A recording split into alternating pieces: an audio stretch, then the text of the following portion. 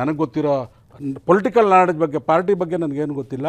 ನನಗಿರೋ political ನಾಲೆಡ್ಜಲ್ಲಿ 1 ವರ್ಷ ಇವರೆಲ್ಲ ಮಂತ್ರಿಗಳು ಇಟ್ಕೊಂಡು 30 ಜನನ ಪಾರ್ಟಿ ವರ್ಕ್ಗೆ ಹಾಕಿದ್ರೆ ಹೊಸ್ದಾಗಿ 30 ಜನ ತಗೊಂಡು ಎಲ್ಲರನ್ನೂ ಕ್ಲಿಯರ್ ಮಾಡ್ತೀವಿ ಸರ್. ಅದೇನು ಭಾಳ ದೊಡ್ಡ ಸಮಸ್ಯೆ ಏನಲ್ಲ. ಇವರೇನೋ BJP ಅವರು ದಳದವ್ರು ಕಾಯ್ಕೊಂಡು ಕೂತವ್ರಲ್ಲ.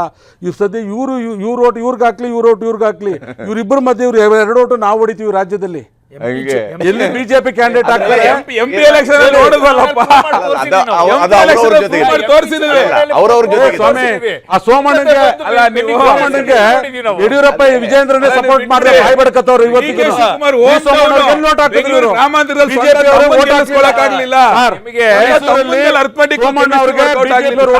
ಬಂದ್ ಮಾತಾಡಕ್ ಬರ್ತಾರೆ ಇವರೆಲ್ಲ.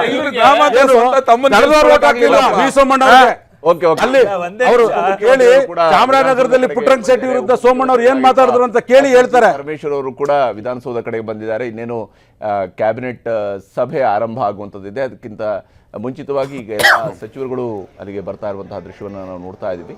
ಹಾಗೆಯೇ ಶಿವಕುಮಾರ್ ಅವರು ತೆರೆದ ವಾಹನದಲ್ಲಿ ಬರ್ತಾರೆ ಅಂತಿತ್ತು. ಬಹುತೇಕ ಅದಕ್ಕೆ ಅವಕಾಶ ಇಲ್ಲ ಅಂತ ಕಾಣುತ್ತೆ. ಈಗ ನೇರವಾಗಿ ಅವರು ಕಾರ್ನಲ್ಲಿ ಬಂದು ತಲುಪಿದ್ದಾರೆ ವಿಧಾನಸೌಧಕ್ಕೆ. ಅವರು ಕೂಡ ಬರ್ತಾ ಇದ್ದಾರೆ. ಶಿವಕುಮಾರ್ ಅವರು ಈಗ ತರ ಮೊದಲ ಕ್ಯಾಬಿನೆಟಲ್ಲಿ ಏನನ್ನು ಅನೌನ್ಸ್ ಮಾಡ್ತಾ ಇದ್ದಾರೆ. ಸಾಮಾನ್ಯವಾಗಿ ಮೊದಲ ಕ್ಯಾಬಿನೆಟಲ್ಲಿ ಯಾವುದಾದ್ರೂ ಒಂದು ಒಳ್ಳೆಯ ಸ್ಕೀಮನ್ನು ಘೋಷಣೆ ಮಾಡುವಂಥದ್ದು ಇದ್ದೇ ಇರುತ್ತೆ. ಹಿಂದೆ ಬಸವರಾಜ ಬೊಮ್ಮಾಯಿ ಅವರು ಮಧ್ಯಂತರದಲ್ಲಿ ಮುಖ್ಯಮಂತ್ರಿ ಆದಂತಹ ಸಂದರ್ಭದಲ್ಲಿ ಅವರು ವಿದ್ಯಾರ್ಥಿಗಳಿಗೆ, ರೈತರ ಮಕ್ಕಳಿಗೆ ಒಂದು ಸ್ಕಾಲರ್ಶಿಪ್ಪನ್ನು ಘೋಷಣೆ ಮಾಡುವಂತಹ ಕೆಲಸವನ್ನು ಮಾಡಿದ್ರು. ಈ ರೀತಿಯಾಗಿ ಯಾವ್ದಾದ್ರು ಒಂದು ಕೊಡುಗೆನ, ಯಾಕಂದ್ರೆ ನಾನು ಮುಖ್ಯಮಂತ್ರಿಯಾಗಿ ಇಂಥದ್ದೊಂದು ಯೋಜನೆಯನ್ನು ನಿಮ್ಮ ಮುಂದೆ ಇಟ್ಟಿದ್ದೀನಿ ಅನ್ನೋದನ್ನು ಹೇಳೋದಕ್ಕೆ ಅವಕಾಶ ಇರುತ್ತೆ. ಮುಖ್ಯಮಂತ್ರಿಯವರು ಕೂಡ ಈಗ ಆಗಮಿಸ್ತಾ ಇದ್ದಾರೆ. DK ಶಿವಕುಮಾರ್ ಅವರು ವಿಧಾನಸೌಧ ಕಡೆಗೆ ಬರ್ತಾ ಇದ್ದಾರೆ. ಅವರ ಏನು ಅಭಿಮಾನಿಗಳು ಒಂದು ಪ್ಲಾನನ್ನು ಮಾಡ್ಕೊಂಡಿದ್ರು, ತೆರೆದ ವಾಹನದಲ್ಲಿ ಬರಬೇಕು ಅಂತೇಳಿ. ಅದಕ್ಕೆ ಬೇಕಾಗಿ 2 ಓಪನ್ ಜೀಪ್ಗಳನ್ನು ಕೂಡ ಲೋಕಭವನಕ್ಕೆ ತರಿಸ್ಕೊಂಡಿದ್ರು. ಆದರೆ ಕಡೆ ಕ್ಷಣದಲ್ಲಿ ಬದಲಾವಣೆಗಳನ್ನು ಮಾಡ್ಕೊಂಡಿದ್ದಾರೆ. ಅವರು ತೆರೆದ ವಾಹನದಲ್ಲಿ ಬರೋ ಬದಲಿಗೆ ನೇರವಾಗಿ ಈಗ ವಿಧಾನಸೌಧಕ್ಕೆ ಬಂದಿದ್ದಾರೆ. ಸ್ಪೀಕರ್ ಆಗಿದ್ದಂಥವ್ರು ಈಗ ಮಂತ್ರಿಯಾಗಿ ಮತ್ತೊಮ್ಮೆ ವಿಧಾನಸೌಧ ಕಡೆಗೆ ಬಂದಿದ್ದಾರೆ. UT ಖಾದರ್ ಸಲ್ಲಿಸಿ ಮುಂದಿನ ದಿನಗಳು ನಿಮ್ಮೆಲ್ಲರ ಸಹಕಾರ ಸಹಾಯವನ್ನು ಕೇಳ್ತಾರೆ. ನಮ್ಗೆ ಯಾವ ಖಾತೆ ಅಂತ ಗೊತ್ತಿಲ್ಲ. ಪ್ರತಿಯೊಂದು ಖಾತೆ ಕೂಡ ಮಹತ್ವದ ಖಾತೆ. ಅದ್ರಲ್ಲಿ ಸಣ್ಣ ಖಾತೆ, ದೊಡ್ಡ ಖಾತೆ ಅಂತ ಏನು ಇರುವುದಿಲ್ಲ. ಬಹುಶಃ ಪ್ರತಿಯೊಂದು ಖಾತೆಯನ್ನು ಕೂಡ ಈ ರಾಜ್ಯ ಜನತೆಗೆ ನಮಗೆ ಬೇಕಾದಷ್ಟು ಕೆಲಸ ಕಾರ್ಯಗಳು ನಮಗೆ ಮಾಡಬಹುದು. ಸರ್, ಈ ಹಿಂದೆ ಆರೋಗ್ಯ ಇಲಾಖೆ ಉತ್ತಮವಾದಂತಹ ಕೆಲಸಗಳನ್ನ ಮಾಡಿದ್ರಿ. ಸೊ ಅದೇ ಖಾತೆ ಲಭಿಸಿದ್ರೆ ಚೆನ್ನಾಗಿರುತ್ತೆ ಅಂತ ಏನಾದ್ರು ಆಲೋಚನೆ ಇದೆಯಾ? ಈ ಬಗ್ಗೆ ಏನಾದ್ರು ಮಾತಾಡಿದ್ದೀರಾ? ಇಲ್ಲ, ನಾನು ಯಾರ ಬಗ್ಗೆ ಮಾತಾಡಲಿಲ್ಲ. ಆದರೆ ಆಲ್ರೆಡಿ ಬೇಕಾದ ಕೆಲಸ ಆಗಿದೆ. ಈ ಅವಕಾಶ ಕೂಡ ಇನ್ನೂ ಕೂಡ ಮುಂದೆ ತೆಗೆದುಕೊಂಡು ಹೋಗ್ತಾ ಇದ್ದೇನೆ. ದಿನೇಶ್ ಅವರು ಕೂಡ ಚೆನ್ನಾಗಿ ಮಾಡಿದ್ದಾರೆ. ಏನಿದ್ರು ನಾವು ಜೊತೆಯಾಗಿ ಕ್ಯಾಬಿನೆಟ್ ಡಿಪಾರ್ಟ್ಮೆಂಟ್ ನಮ್ದಾದ್ರೂ ಕೂಡ ಅದಕ್ಕೆ ಸಲಹೆ ಸೂಚನೆ ಕೊಟ್ಟು ಅದನ್ನು ಮುಂದೆ ತಗೊಂಡು ಹೋಗಲಿ ಎಲ್ಲರಿಗೂ ಕೂಡ ಅವಕಾಶ ಇದೆ. Will work as A team. Sir, ಸಚಿವ ಸಂಪುಟ ಹಿರಿಯರು ಮತ್ತೆ ಕಿರಿಯರ ಒಂದು ಸಮ್ಮಿಶ್ರಣದಲ್ಲಿ ಇರುತ್ತೆ ಅಂತ ಹೇಳಿದ್ರು. ಇನ್ನೂ ಕೂಡ ಸಾಕಷ್ಟು ಖಾಲಿ ಇರ್ತಕ್ಕಂಥದ್ದು. ಸೊ ಯಾರೆಲ್ಲ ಮುಂದಿನ ದಿನಗಳಲ್ಲಿ ಸಚಿವ ಸಂಪುಟದಲ್ಲಿ ಸೇರ್ಪಡೆ ಆಗ್ಬೋದು? ಇಲ್ಲ, ಈ ಬಗ್ಗೆ ನನಗೆ ಮಾಹಿತಿ ಅಷ್ಟೇನೂ ಇಲ್ಲ. ಆದರೆ ಉತ್ತಮವಾದ ಒಂದು ಕ್ಯಾಬಿನೆಟ್ ಈಗಾಗಲಿದೆ, ಹಿಂದೆ ಕೂಡ ಇತ್ತು. ಇನ್ನು ಸೇರೋರು ಕೂಡ ಉತ್ತಮವಾಗಿ ಇರ್ತಾರೆ. ಬೆಳಗಾವಿಯಲ್ಲಿ ಅಧಿವೇಶನ ಮಾಡೋ ನಿಮ್ಮ ಕನಸು ಮಾತ್ರ ಈಡೇರಿಲ್ಲ ಸರ್. ಸಚಿವರಾಗಿ ಮಳೆಗಾಲದ ಅಧಿವೇಶನ ಮಾಡುವಂತ ಕನಸು ಈಡೇರಲಿಲ್ಲ. ಸ್ಪೀಕರ್ ಆಗಿ ನಡೆಸಬೇಕಂತ ಅವಕಾಶ ಸಿಕ್ಕಿಲ್ಲ ಅಷ್ಟೇ. ನಡೆಸ್ತದೆ, ಭಾಗವಹಿಸ್ತೇವೆ. ಸಚಿವರಾಗಿ ಮುಖ್ಯ ಕಾರಣ ಹಾಗೇನಿಲ್ಲ.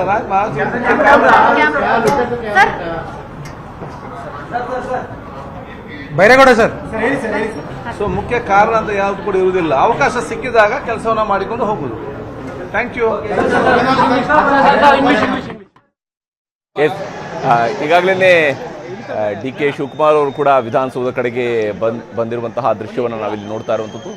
ವಿಧಾನಸೌಧದ ಮುಂಭಾಗದ ಗೇಟ್ ಮೂಲಕವಾಗಿ ಒಳಗಡೆ ಪ್ರವೇಶ ಮಾಡಿರುವಂತಹ ಕರ್ನಾಟಕದ ನೂತನ ಮುಖ್ಯಮಂತ್ರಿಗಳು DK ಶಿವಕುಮಾರ್ ಅವರೀಗ ಮುಖ್ಯಮಂತ್ರಿಯಾಗಿ ವಿಧಾನಸೌಧದ ಕಡೆಗೆ ಬರ್ತಾ ಇದ್ದಾರೆ.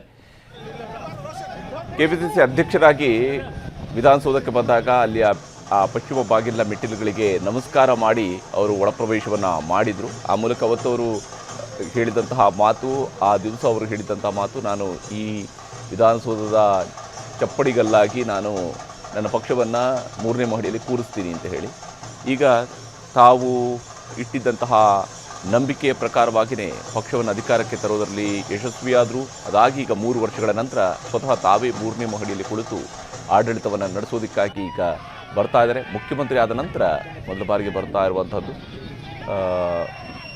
ಮೇನ್ ಗೇಟಿಂದ ಒಳಗಡೆ ಬರ್ತಾ ಇರುವಂತಹ ದೃಶ್ಯವನ್ನು ಇಲ್ಲಿ ನೋಡ್ತಾ ಇದ್ವಿ.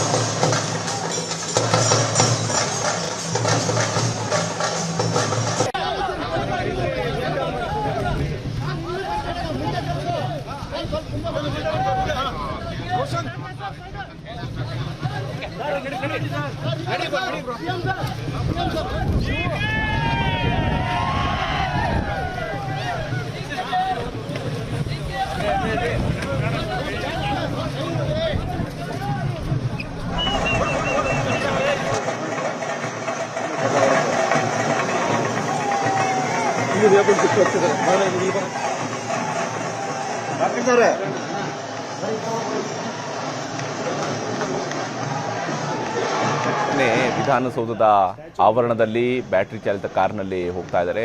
ಅಂಬೇಡ್ಕರ್ ಅವರ ಪುತ್ಥಳಿಗೆ ಹಾರವನ್ನು ಹಾಕಿದ ನಂತರ ಅಲ್ಲಿ ಪುಷ್ಪಾರ್ಚನೆಯನ್ನು ಮಾಡಿದ ನಂತರ ಬಹುಶಃ ಬಸವೇಶ್ವರರ ಪುತ್ಥಳಿಗೆ, ಹಾಗೆಯೇ ಕೆಂಪೇಗೌಡರ ಪುತ್ಥಳಿ ಮತ್ತು ಕೆಂಗಲ್ ಹನುಮಂತಯ್ಯ ಈ ರೀತಿಯಾಗಿ ಬೇರೆ ಬೇರೆ ಪುತ್ಥಳಿಗಳಿಗೆ ಮಾಲಾರ್ಪಣೆಯನ್ನು ಮಾಡಿ ನಂತರ ಈಗ ಬಸವೇಶ್ವರರ ಪುತ್ಥಳಿಗೆ ಪುಷ್ಪನಮನವನ್ನು ಸಲ್ಲಿಸೋದಕ್ಕಾಗಿ ಬರ್ತಾ ಇದ್ದಾರೆ. ವಿಧಾನಸೌಧದ ಮುಂಭಾಗದಲ್ಲಿರುವಂತಹ ಬಸವಣ್ಣನವರ ಪುತ್ಥಳಿಗೆ ಪುಷ್ಪಾರ್ಚನೆಯನ್ನು ಮಾಡೋದಕ್ಕಾಗಿ ಆಗಮಿಸಿದ್ದಾರೆ.